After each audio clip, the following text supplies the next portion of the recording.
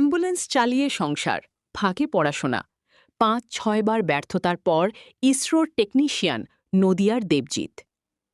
অ্যাম্বুলেন্সের স্টিয়ারিং থেকে এবার দেশের মহাকাশ গবেষণার অন্যতম গুরুত্বপূর্ণ প্রতিষ্ঠানে। অদম্য ইচ্ছাশক্তি, পরিশ্রম আর বারবার ব্যর্থতার পরও হাল না ছাড়ার জেদে স্বপ্নপূরণ নদিয়ার গাংনাপুরের দেবজিৎ ভদ্রের। শক্তিনগর জেলা হাসপাতালে সরকারি অ্যাম্বুলেন্স চালকের কাজ করতেন দেবজিৎ। প্রতিদিন প্রায় ১২ ঘণ্টা দায়িত্ব সামলাতে হতো তাঁকে। কিন্তু চাকরির ব্যস্ততার মধ্যেও নিজের স্বপ্নকে হারিয়ে যেতে দেননি তিনি। কাজের ফাঁকে এবং অবসর সময়ে নিয়মিত পড়াশোনা চালিয়ে গিয়েছেন। ইউটিউবের শিক্ষামূলক ভিডিও এবং কোচিংয়ের সাহায্যে নিজেকে তৈরি করতে থাকেন প্রতিযোগিতামূলক পরীক্ষার জন্য। লক্ষ্য ছিল একটাই, ভারতীয় মহাকাশ গবেষণা সংস্থা ইসরোতে কাজ করা। চন্দ্রযান সহ ভারতের একের পর এক মহাকাশ অভিযানের সাফল্য তাকে আরও অনুপ্রাণিত করেছিল। তবে স্বপ্নের পথে বারবার বাধাও এসেছে। ৫-৬ বার পরীক্ষায় ব্যর্থ হয়েছেন বলে জানিয়েছেন দেবজিৎ। কিন্তু প্রতিবার ব্যর্থতার পর আবার নতুন করে প্রস্তুতি শুরু করেছেন তিনি। আর সেই লড়াইয়ের শেষেই এসেছে সাফল্য। এবার ইসরোর সতীশ ধাওয়ান স্পেস সেন্টার, শ্রীহরিকোটায় টেকনিশিয়ান বি পদে যোগ দিতে চলেছেন দেবজিৎ ভদ্র।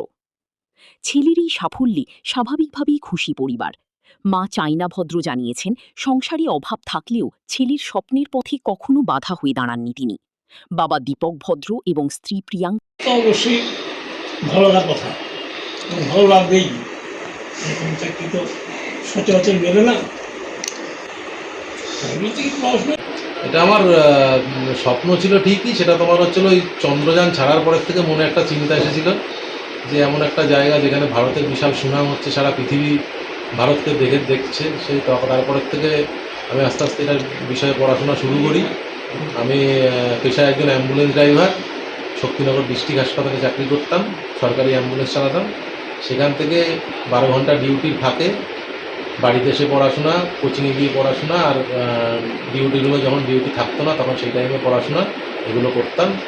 করে লাস্টে এই বছর সিলেকশন পেয়েছি, অ্যাপয়েন্টমেন্ট লেটার এসেছে। ভালো তো লাগছে। এবার চেষ্টা করতে হবে ওই ডিপার্টমেন্টে ঢুকে আরও ভালো কিছু করার, আরও উন্নতি করার। যতটা চেষ্টা পারবো আরও উন্নতি করতে, আমি যেন ইসরোর জন্য অল্প কিছু হলেও নিজের অবদান রাখতে পারি, এটাই শুরু করলাম। অনেকবার পরীক্ষা দিয়েছি, প্রায় ৫-৬ বারের ফেলিওরের পরে এবার হয়েছে। একবারে সফলতা আসেনি, প্রতিবার কোনো না কোনো কারণে বাদ হয়ে যেতাম। শেষমেশ এই বছর আমি অ্যাপয়েন্টমেন্ট লেটারটা হাতে নিয়েছি।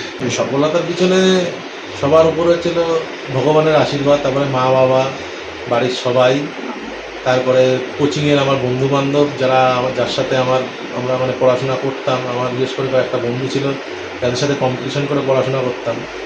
ওই এতদিনে এত পাতা পড়তে হবে, এই বৃত্তান্ত, এই বই আজকে শেষ করতে হবে, কম্পিটিশনে করেই মোটামুটি আজকে একটা জায়গায় এসেছে।